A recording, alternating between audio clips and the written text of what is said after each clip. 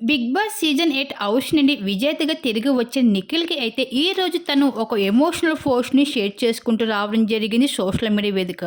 ఇంకా ఆ పోస్ట్‌ని చూసిన నెటిజన్లతో పాటు కావ్యశ్రీ కూడా ఇంకా రియాక్ట్ అవుతూ రావడం జరిగింది నిఖిల్ పోస్ట్‌పై. నీ మాయ మాటలు, నీ అబద్ధం మాటలు జనాలు నమ్ముతారో ఏమో గానీ నేను నమ్మను. ఎందుకంటే జనాలకి ఏం తెలుసు నువ్వు ఎలాంటోడో నీ గురించి నాకు బాగా తెలుసు కాబట్టి నువ్వు ఎలాంటోడో అంటూ ఇక్కడ అయితే కావ్యశ్రీ అయితే నిఖిల్ పెట్టిన పోస్ట్‌కి రియాక్ట్ అవుతూ రావడం జరిగింది. అయితే మనందరికీ తెలిసిందే బిగ్ బాస్ సీజన్ 8 హౌస్‌లో అయితే నిఖిల్ అడుగు పెట్టినప్పుడు నేను సింగిల్‌ని అంటూ నాగార్జున గారి ముందే స్టేజ్ ముందు చెప్పుకుంటూ రావడం మనందరం చూసాం.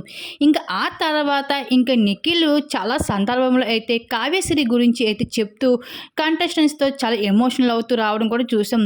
నా కావ్య నాకు దూరం అయిపోయింది. నేను హౌస్ నుండి బయటికి వెళ్ళాక నేను మొదటిగా నా కావ్యాన్ని కలుస్తాను. నా తప్పుని క్షమించమని అడుగుతాను అంటూ చాలా బాధపడుతూ మనందరం కూడా చూసాం నిఖిల్‌ని.